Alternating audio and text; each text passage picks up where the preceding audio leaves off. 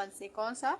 ईर्ष्या तू ना गई मेरे मन से। ठीक है, तो आज इस कहानी को हम डिस्कस करेंगे। ठीक है, और ये परीक्षा की दृष्टि से very very very important chapter है। ठीक है, क्योंकि इससे भी आपका गद्य में जो है गद्य पूछ लिया जाता है। तो अब जो है गद्य में आप लोगों को संदर्भ लिखना होगा, तो याद रख लीजिएगा, रामधारी सिंह ने ही ईर्ष्या ईर्ष्या तू ना गई मेरे मन से इसको लिखा था। ठीक है, एक पेज पे आप नाम और चैप्टर का नाम, ठीक है, सारे चैप्टर जो इधर पढ़ाए गए हैं या पढ़ने हैं सबका नाम और लेखक का नाम जरूर याद कर लीजिएगा। ठीक है, क्योंकि ये बहुत इंपॉर्टेंट है और बहुत जैसे संदर्भ में आपको बहुत ही मदद करेंगे। ठीक है, संदर्भ लिखने में। तो चैप्टर को कैसे पहचानना है, कैसे नहीं, कि किस चैप्टर से बिलोंग कर रहा है, तो इसके बारे में तो हम बता ही रहे हैं। ठीक है, तो आइए देख लेते हैं कि ईर्ष्या तू ना गई मेरे मन से इस चैप्टर में आखिर कवि क्या कह रहा है। ठीक है, पहले इस बात को हम अच्छे से समझेंगे क्या कह रहा है, फिर अगली जो वीडियो होगी उसमें हम पहचानेंगे कि कैसे, कि इस चैप्टर में कौन सा क्या मतलब किससे पहचान जाएंगे कि क्या है। ठीक है, तो आइए स्टार्ट करते हैं, कहानी को पढ़ते हैं। ठीक है, लिखा है, मेरे घर के दाहिने एक वकील रहते हैं जो खाने पीने के अच्छे हैं, खाने पीने में अच्छे हैं। ठीक है, दोस्तों को भी खूब खिलाते हैं और सभा सोसाइटी में भी काफी भाग लेते हैं। बाल बच्चों से भरा पूरा परिवार, नौकर भी खुश सुख देने वाले और पत्नी भी अत्यंत मृदुभाषिणी है। ठीक है, और क्या लिखा है, भला एक सुखी मनुष्य को और क्या चाहिए। सही बात है।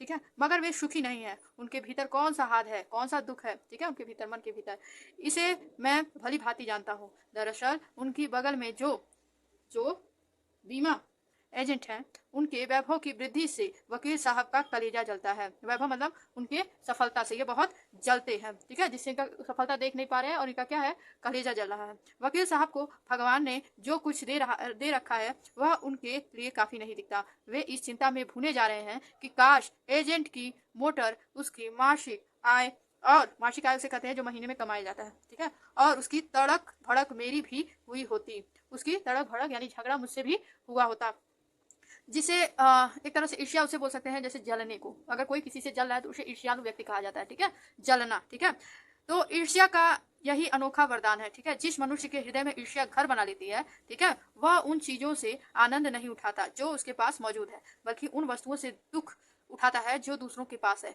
वह अपनी तुलना दूसरों के साथ करता है और इस तुलना में अपने पक्ष के सभी अभाव उसके हृदय पर वर्ष दस मारते रहते हैं। दस डंस डंस उसको बोलेंगे। ठीक है, जो नाग होता है, डस होता है वो वाला। डस के इस दाह को भोगना कोई अच्छी बात नहीं है, मगर ईर्ष्यालु मनुष्य करे भी तो क्या। ठीक है, आदत से लाचार होकर उसे यह वेदना भोगनी पड़ती है।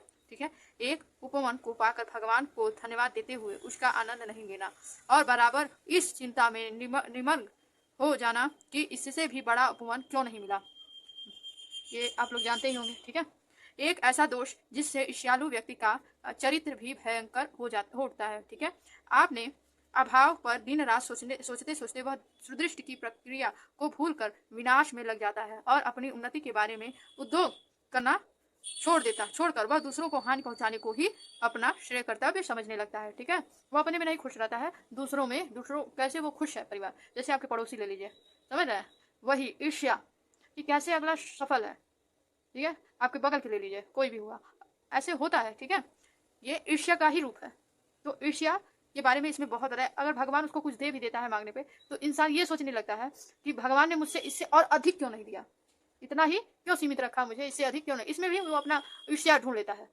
ठीक है, वो कभी खुश नहीं रहता है ईर्ष्यालु व्यक्ति। और ये जो ईर्ष्या है वो धीरे धीरे मनुष्य के अंदर जो है अपना घर बनाते बनाते अपने उसके मन में घर बना लेती है। ठीक है, आगे बढ़ते हैं। ईर्ष्या की बड़ी बेटी का नाम निंदा है। ठीक है, ठीक है, बिना निंदा के ईर्ष्या कहाँ। ठीक है, जो व्यक्ति ईर्ष्यालु होता है वही बुरे किस्म का दिनक भी होता है, बुरा बोलचाल।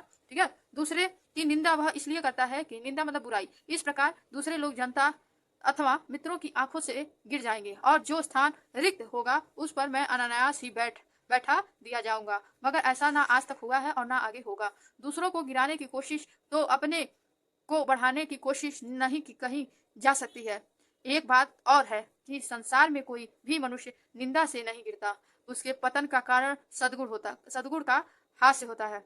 इसी प्रकार कोई भी मनुष्य दूसरों की निंदा करने से अपनी उन्नति नहीं कर सकता। उन्नति तो उसकी तभी होगी जब वह अपने चरित्र को निर्मल बनाए तथा अपने गुणों का विकास करे।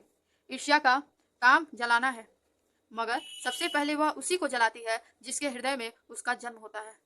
आप भी ऐसे बहुत से लोगों को जानते होंगे जो ईर्ष्या और द्वेष की साकार मूर्ति हैं और जो बराबर इस फिक्र में लगे रहते हैं कि कहाँ सुनने वाला मिले और अपने दिल का गुबार निकालने का मौका मिले।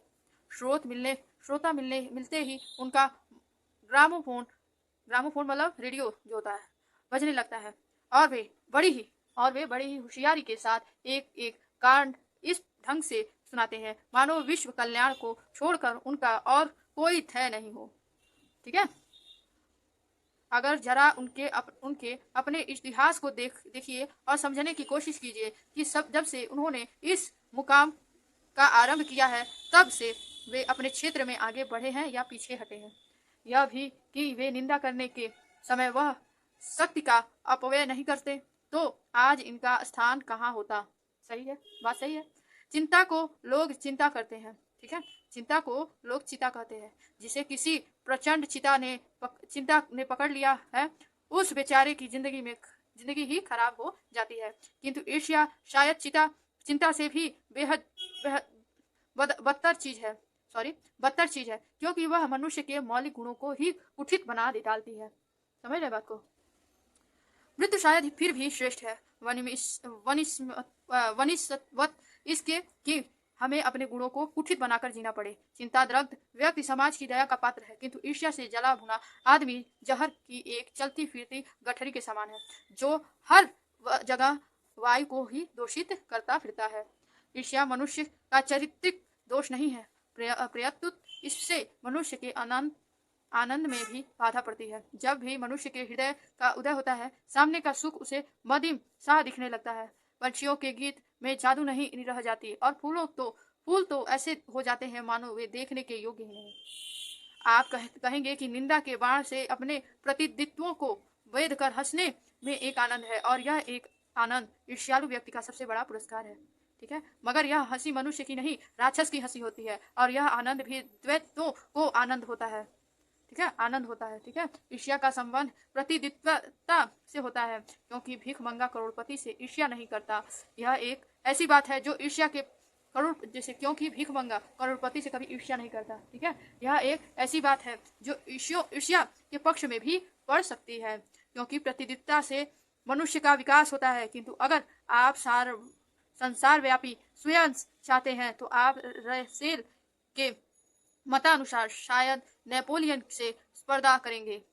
मगर याद रखिए कि नेपोलियन भी सीजर से स्पर्धा करता था और सीजर सिकंदर से तथा सिकंदर हरकुलिस से। ठीक है, ये सब जो है एक दूसरे से क्या करते थे, ईर्ष्या करते थे। ठीक है, आगे चलिए। आगे लिखा है ईर्ष्या का एक पक्ष सचमुच ही लाभदायक हो जाता है जिसके अधीन हर आदमी हर जाति और हर दल अपने को अपने प्रतिद्वंद्वी का समकक्ष बनाना चाहता है। किंतु यह तभी संभव है जबकि ईर्ष्या से जो प्रेरणा आती हो वह रचनात्मक हो। अक्सर तो ऐसा ही होता है कि ईर्ष्यालु व्यक्ति यह महसूस करता है कि कोई चीज है जो उसके भीतर नहीं है और कोई वस्तु है जो दूसरों के पास है, किंतु वह यह नहीं समझ पाता है कि इस वस्तु का प्राप्त कैसे करना चाहिए और गुस्से में आकर वह अपने किसी पड़ोसी मित्र या समकालीन व्यक्ति को अपने से श्रेष्ठ मानकर उससे जलने लगता है। जबकि ये लोग भी अपने आप से शायद वैसे ही असंतुष्ट हों। ये तो हम नहीं जानते कि वो मतलब इतने सफल है, क्या वो खुशी हैं। लेकिन क्या होता है, ईर्ष्या। ठीक है, ईर्ष्या जो है वो बहुत समझ गया। देखिए, आपने यही देखा होगा कि शरीफ लोग यह सोचते हुए अपना सिर खुजाया करते हैं कि फला आदमी मुझसे जलता है, मैंने तो उसका कुछ नहीं बिगाड़ा और अमूर्ख व्यक्ति इस कदर मेरी निंदा में क्यों लगा हुआ है। सच तो यह है कि यह मैंने सबसे अधिक भलाई उसी व्यक्ति की है। कभी सुना है आपने इस वाक्य को? जरूर सुना होगा। ठीक है, हाँ, अरे जो आपके पास बैठे रहते हैं वही कहते हैं ऐसी बात। यह सोचते हैं मैं तो पाक साफ हूँ, पाक साफ मतलब एकदम बढ़िया, जो कोई गलती नहीं करता। ठीक है, मुझ में किसी व्यक्ति के लिए दुर्भावना नहीं है। दुर्भावना मतलब गलत विचार नहीं है बल्कि अपने दुश्मनों की भी मैं भलाई ही सोचा करता हूँ। फिर ये लोग मेरे पीछे क्यों पड़े हैं? मुझ में कौन सा वह ऐब है जिससे दूर करके मैं इन दोस्तों को चुप कर सकता हूँ। ईश्वर चंद विद्यासागर जब इस तजुर्बे से होकर गुजरे तब उन्होंने एक सूत्र कहा, तुम्हारी निंदा वही करेगा जिसकी तुमने भलाई की है। क्या है, ईश्वर चंद्र और विद्यासागर जब इस तजुर्बे से होकर गुजरे तो उन्होंने क्या कहा, तुम्हारी निंदा वही करेगा जिसकी तुमने भलाई की है, ठीक है, वही तुम्हारी बुराई करेगा जिसकी तुमने भलाई की है। और नित्य जब इस कूचे से होकर निकला तब उसने जोरों का एक ठहाका लगाया, ठीक है, और कहा कि यार ये तो बाजार की मक्खियां हैं जो अकारण हमारे चारों ओर भिनभिनाया करती हैं। ये सामने प्रशंसा और पीठ पीछे निंदा किया करते हैं। हम इनके दिमाग में बैठे हुए हैं। ये मक्खियां हमें भूल नहीं सकती और चूंकि ये हमारे बारे में बहुत सेवा करती हैं, ठीक है, इसलिए ये हमसे डरती हैं और हम पर शंका भी करती हैं। ये मक्खियां हमें सजा देती हैं। हमारे गुणों के लिए ये ऐब को तो माफ कर देती हैं, क्योंकि बड़ों के ऐब को माफ करने में भी शान है, जिस शान का स्वाद लेने के लिए ये मक्खियां क्या है, तरसती हैं। जिनका चरित्र उन्नत है, जिनका हृदय निर्मल और विशाल है, वे कहते हैं कौन, ईश्वर चंद्र विद्यासागर। इन विचारों की बातों से क्या चिढ़ना, ये तो खुद ही छोटे हैं, ठीक है। जो आसपास की मक्खियां होती हैं जो आपकी बुराइयां करती हैं, जब आपकी बुराई हो तो इतना समझ जाइएगा कि अब आप शिखर को छू रहे हैं, आपकी तरक्की हो रही है। समझ रहे बात को? चलिए आगे देखते हैं।